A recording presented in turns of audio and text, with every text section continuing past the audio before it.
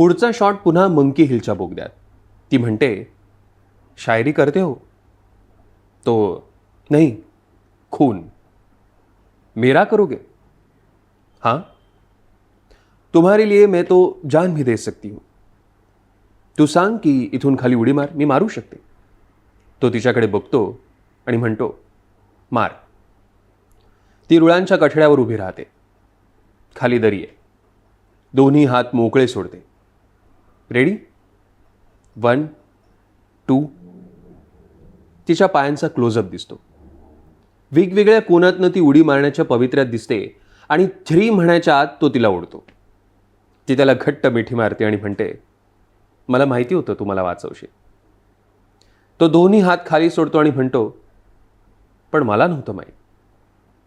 मी प्रेमासाठी काहीही करू शकते म्हणणाऱ्या तिला तो डिवचतो. ती त्याचं आव्हान स्वीकारून त्याच्या जवळ जाते. तो तिच्या थोबाडात मारतो. ती उठून चालू लागते आणि निवडुंगाच्या पाठीमागून कुऱ्हाड घेतलेला लाकूड तोड्या दिसू लागतो. तिच्या दिशेनं बघतो. तो हसू लागतो. ती पळू लागते आणि लाकूड तोड्या तिच्या मागे धावतो. इकडे तो हसता हसता रडू लागतो.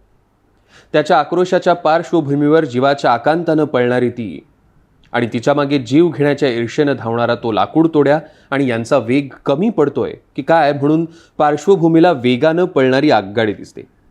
ती धावते, मारेकरी पाठलाग करतोय. ती पुढे, तो मागे. तो तिच्याजवळ जातो. ती उडी मारते. तो तिला पकडणार एवढ्या ट्रेन धडधडत जाते आणि काही नाही. फिल्म संपते. संपते म्हणजे संपते आणि व्हॉइसओव्हर पाठोपाठ लिखित मजकूर दिसू लागतो.